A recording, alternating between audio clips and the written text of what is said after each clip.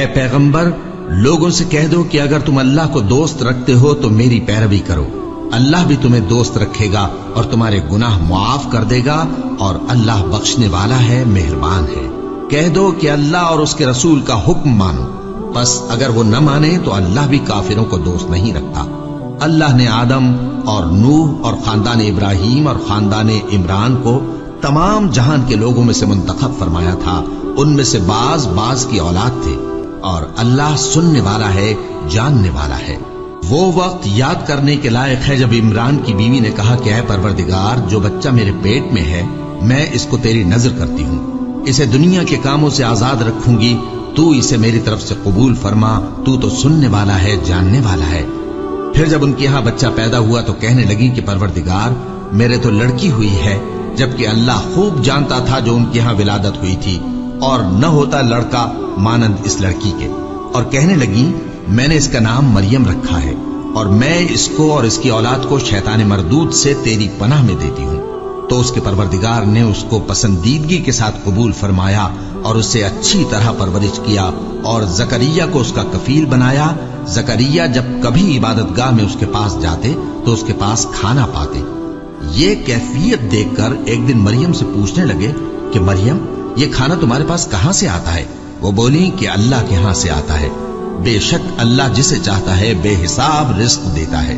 اس وقت زکریا نے اپنے پروردگار کو پکارا، عرض کی کہ پروردگار مجھے اپنی طرف سے اولاد صالح عطا فرما، تو بے شک دعا سننے والا ہے۔ چنانچہ وہ ابھی عبادت گاہ میں کھڑے نماز ہی پڑھ رہے تھے کہ فرشتوں نے آواز دی کہ زکریا اللہ تمہیں یحییٰ کی بشارت دیتا ہے، جو کلمۃ اللہ یعنی عیسیٰ کی تصدیق کریں گے اور سردار ہوں گے اور عورتوں سے رغبت نہ رکھنے والے اور ایک پیغمبر یعنی نیکوکاروں میں ہوں گے۔ زکریا نے کہا اے پروردگار میرے ہاں لڑکا کیوں کر پیدا ہوگا کہ میں تو بڈھا ہو گیا ہوں اور میری بیوی بانجھ ہے۔ فرمایا اسی طرح اللہ جو چاہتا ہے کرتا ہے۔ زکریا نے کہا کہ پروردگار میرے لیے کوئی نشانی مقرر فرما دے۔ فرمایا تمہاری نشانی یہ ہے کہ تم لوگوں سے 3 دن اشارے کے سوا بات نہ کر سکو گے، تو ان دنوں میں اپنے پروردگار کی کثرت سے یاد اور صبح و شام اس کی تسبیح کرنا۔ اور جب فرشتوں نے مریم سے کہا کہ مریم اللہ نے تم کو برگزیدہ کیا ہے اور تمہیں پاک بنایا ہے اور دنیا جہان کی عورتوں میں سے تم کو منتخب کیا ہے، اے مریم اپنے پروردگار کی فرما برداری کرنا اور سجدہ کرنا اور رکوع کرنے والوں کے ساتھ رکوع کرنا۔ اے نبی یہ باتیں اخبار غیب میں سے ہیں جو ہم تمہارے پاس بھیجتے ہیں۔ اور جب وہ لوگ اپنے قلم بطور قرعہ ڈال رہے تھے کہ مریم کا کفیل کون بنے تو تم ان کے پاس نہیں تھے، اور نہ اس وقت ہی ان کے پاس تھے جب وہ آپس میں جھگڑ رہے تھے۔ وہ وقت بھی یاد کرنے کے لائق ہے جب فرشتوں نے مریم سے کہا کہ مریم اللہ تم کو اپنی طرف سے ایک کلمے کی بشارت دیتا ہے جس کا نام مسیح اور مشہور عیسیٰ ابن مریم ہوگا، اور جو دنیا اور آخرت میں آبرو مند اور مقربین میں سے ہوگا، اور ماں کی گود میں اور بڑی عمر کا ہو کر دونوں حالتوں میں لوگوں سے یکساں گفتگو کرے گا اور نیکوکاروں میں ہوگا۔ مریم نے کہا کہ پروردگار میرے ہاں بچہ کیوں کر ہوگا کہ کسی انسان نے مجھے ہاتھ تک تو لگایا نہیں۔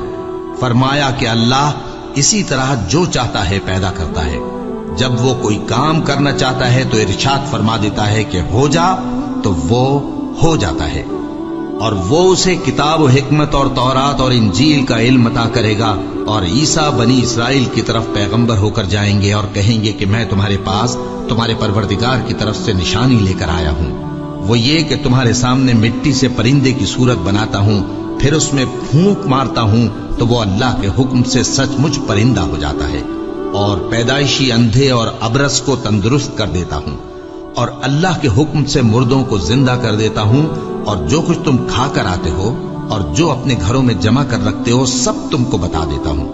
اگر تم صاحب ایمان ہو تو ان باتوں میں تمہارے لیے نشانی ہے، اور مجھ سے پہلے جو تورات نازل ہوئی تھی اس کی تصدیق بھی کرتا ہوں، اور میں اس لیے بھی آیا ہوں کہ بعض چیزیں جو تم پر حرام تھیں ان کو تمہارے لیے حلال کر دوں، اور میں تو تمہارے پروردگار کی طرف سے نشانی لے کر آیا ہوں، تو اللہ سے ڈرو اور میرا کہا مانو۔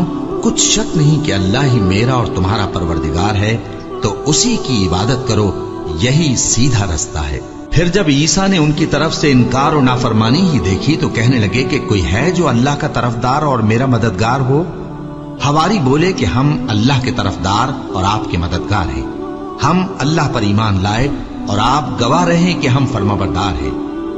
ऐ परवरदिगार, जो किताब तूने नाजिल फरमाई है हम उस पर ईमान ले आए और तेरे पैगंबर के मुत्तबे हो चुके। तू हमको मानने वालों में लिख रख और वो यानी यहूद कत्ल ईसा के बारे में एक चाल चले और अल्लाह ने भी ईसा को बचाने के लिए तदबीर की और अल्लाह बेहतरीन तदबीर करने वाला है।